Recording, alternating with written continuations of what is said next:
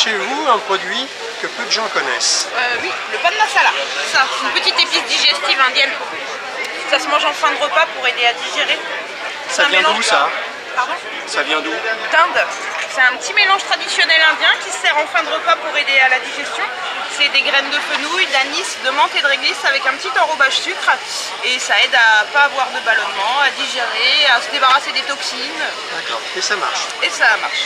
Et ça marche vraiment. Messieurs, dames. Bonjour. Bonjour. Alors, les petites pommes de terre. Ah oui, les petites pommes de terre du Pommes jardin. de terre de l'île de Ré. Voilà. De Saint-Martin, non traité, sans arrosage. Hein. Donc forcément un produit noble. Hein. Ramassé tous les jours à la main. Pas à la machine. Pas à la machine, et surtout pas de chambre froide. Là, elle garde toute son authenticité. Vous voyez, pas de peau, fraîcheur. Les radis.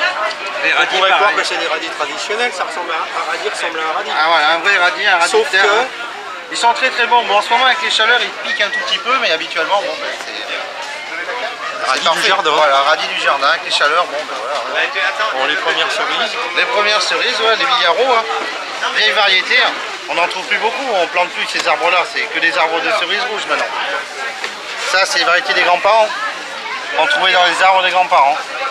Le jardin à l'ancienne. Ça, c'est à la flotte. Voilà, tout ça, ça vient de la flotte. Ouais. Bonjour. Bonjour. Alors, des huîtres, comme on voit partout, des huîtres mais de l'île de Ré. Ça, c'est de la 100% rétaise. On la reconnaît à quoi la 100% rétaise? Moi, parce que je le sais déjà, c'est moi qui les produis. Vous êtes producteur. Je suis producteur depuis 36 ans maintenant, Vous êtes basé où? dans la zone ostréicole à la flotte. Celles-là sont nées à Sainte-Marie, dans l'écluse de la Pointe, et elles ont grandi au Martret.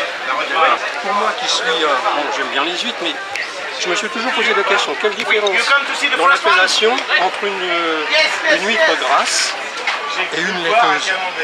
Ben, le gras, c'est quand il y a beaucoup de nourriture en mer, elle est en graisse. C'est croquant, c'est charnu, c'est presque même un peu sucré à la fin. Et l'huître laiteuse, c'est juste au moment de la reproduction. Donc là, ça va commencer maintenant et ça va se terminer normalement jusqu'à la mi-septembre.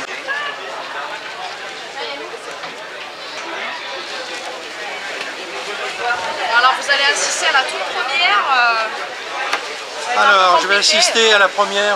Ah, on s'entraîne, on essaye de faire le show là pour la saison, on s'entraîne main droite, main gauche, tournez en même temps le DJ platine, le roule galette. Attention, vous venez ici, vous avez une crêpe, vous repartez avec un tube. Alors, les produits que vous utilisez? Alors, j'utilise pour ma galette sarrasin 100% sarrasin, du gros sel de l'île de Ré, du bon miel de l'abeille rétaise, de l'eau, de l'huile de coude, et puis voilà, c'est parti. Et les fruits, donc, Et il y les a le fruits, choix. on essaye de se fournir principalement sur le marché et de saison. Alors, s'il y avait une crêpe atypique, ça serait laquelle? Ah, la galette au caramel beurre salé. Galette sarrasin, caramel beurre salé, c'est tip top. Est-ce qu'on vous voit ailleurs que sur le marché? Des fois, ça nous arrive d'être dans les campings et puis on aimerait bien se tourner vers le privé.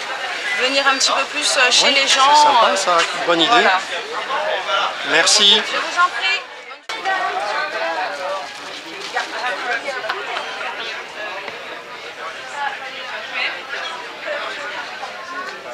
Bonjour. On s'était vu l'année dernière, on en avait parlé de tapenade, de sel, aromatisé ou pas. La nouveauté de 2017, c'est quoi? Alors, la nouveauté, c'est la fleur de sel spéciale Amélie. Donc Amélie, qui est ici, qui est mon apprentie pour 2 ans. Comment vous est venue l'idée de la préparation? Bah, en fait, en voyant les fleurs de sel et les aromates, bah, je trouvais que la fleur de sel n'avait pas de jaune. Donc bah, je voulais créer quelque chose un peu qui change, avec une couleur jaune. Bon, on voit pas que ça, mais on le voit un petit peu. Donc voilà. C'est parti de là. Voilà, c'est venu de là. Juste une idée de couleur. En fait, au démarrage, Marie-Amélie, quand elle est arrivée dans l'entreprise, elle me dit: c'est curieux que tu n'aies pas fait une fleur de sel jaune. Alors que dans les sels marins, il y a un mélange jaune qui s'appelle le riz jaune. Et dans les aromates sans sel, nous avons la mouclade. Et donc, elle a choisi les ingrédients elle-même. Donc, il y a de la fleur de sel, il y a de l'ail, du persil, de l'olive noire, un petit poivron rouge qui s'appelle la Nora et du curry pour faire le jaune.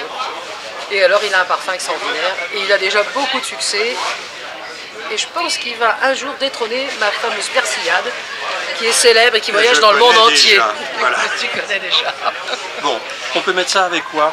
Alors avec les viandes blanches. Uniquement? Vraiment très bien. Non, pas uniquement. Avec les poissons, dans les salades, dans les potages, Ça dans passe les partout. vinaigrettes, dans les mayonnaises. Il passe partout. Super. Il passe vraiment partout. Au revoir, à bientôt. Merci.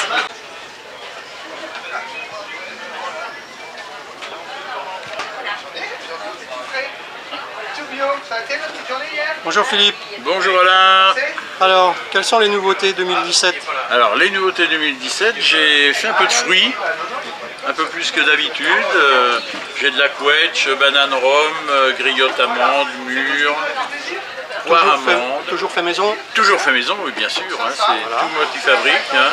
J'ai de la fraise aussi, de la rhubarbe, et puis toujours les légumes comme d'habitude. Donc le poivron qui est nouveau, le poivron rouge ici, le poivron vert, qui sont des confitures pour mettre avec des toasts de fromage de chèvre à l'apéro, avec du foie gras, avec des viandes. C'est très étonnant le poivron sucré.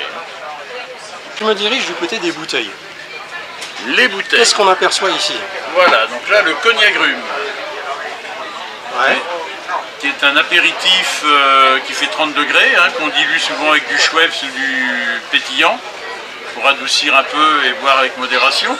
Bien sûr, comme d'habitude. Voilà, comme d'habitude, hein, et adoration. Et on a donc à côté la liqueur de caramel au cognac. Après, les vins aux fruits et la melonnade, donc qui est toujours là depuis des années. Traditionnel, oui. Pinot blanc avec melon et cognac. La melonnade, c'est le produit historique de la maison. Voilà, c'est le premier apéritif que j'ai créé il y a bientôt 11 ans.